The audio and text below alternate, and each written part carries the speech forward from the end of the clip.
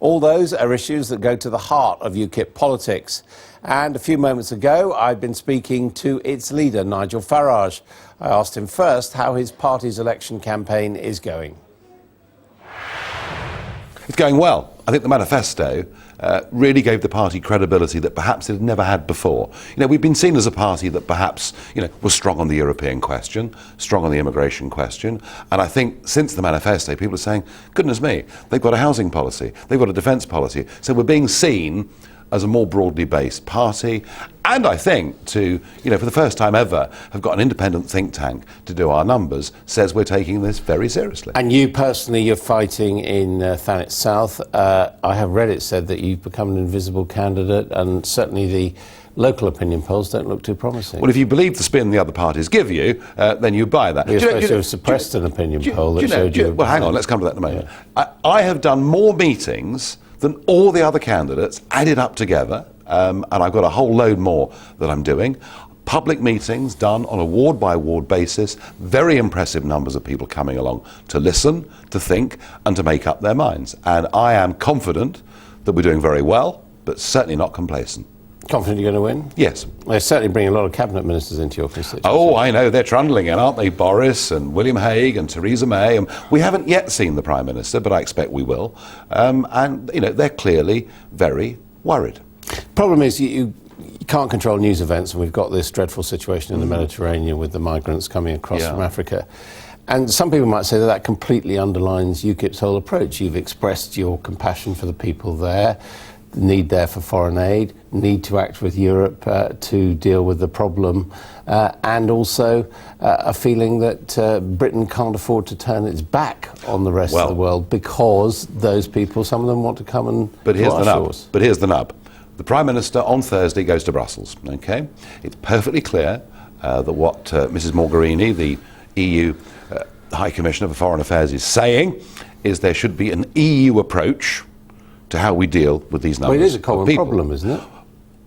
If we are to take refugees from that part of the world, that should be a decision taken by the British government, not taken in concert with our EU partners, because if we do it that way, you automatically then have an EU immigration and asylum policy. So the Prime Minister, I think, faces a very big moment on Thursday. But these people are coming to Europe, including Britain. They're not, as they see it, coming to Italy. And it is a common problem. If they don't end up here, they end up in Calais or wherever. And that is precisely why you need to work with your partners, isn't it? Well, if you work with your partners, you'll finish up with immigration numbers going even higher into Britain.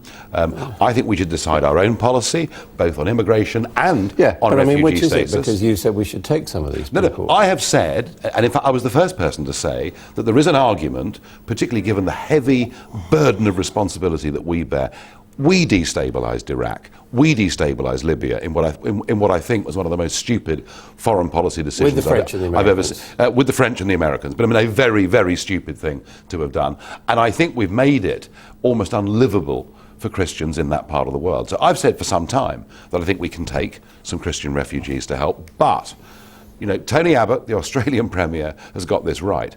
Unless those southern European states or the EU sends a message to say that we cannot accept, just unlimited numbers of people, then they will keep. So how many? What sort of numbers are you talking about? I would say as a tens gesture. Of thousands? I would say as a gesture, Britain should say to a few thousand Christians. A few thousand, not tens of thousands. No. Well, I think there is a limit to this. But the bigger point, point is that if Europe says anyone that comes across can stay, they may well come over the next couple of years by their million. And the message that I think needs to be sent is that simply Europe can't take these numbers. But a bigger point is that to deal with this problem, you need to spend foreign aid, which is the sort of thing that you're against. Well, I'm perfectly happy to redirect some of the foreign aid budget and redirect some of our EU contributions. But then your sums don't add up. Oh, well, yes, they do. Because you've already earmarked that money for other programmes. Well, actually, it's going to take us 2 years to leave the European Union, so there's 20 billion there that we don't need So we can do foreign aid while we're waiting to get out? Well,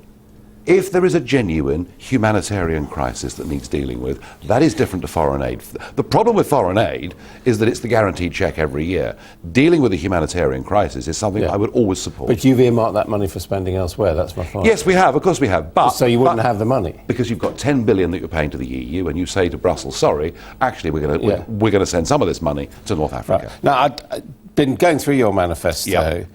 One of the things you want to do is you want to end sex education in primary schools. Yes. And you also want a review of what is not a criminal offence, including sexual crime relating to minors. What does that mean? Well, what it means is that we think that to teach sex education in schools to children perhaps as young as 5 years old is inappropriate, and we see it as something that perhaps is more suitable from the age of 11. And what about this review of what is not a crime, including sexual crime relating to minors? Well, actually, what we have said is that as far as sexual crimes, involving minors are concerned, that absolutely every case should be prosecuted. So if you read that in its entirety, we're actually very tough on this. Because I just wonder if it's actually going to protect primary school children if you're not going to give them any sort of sex education.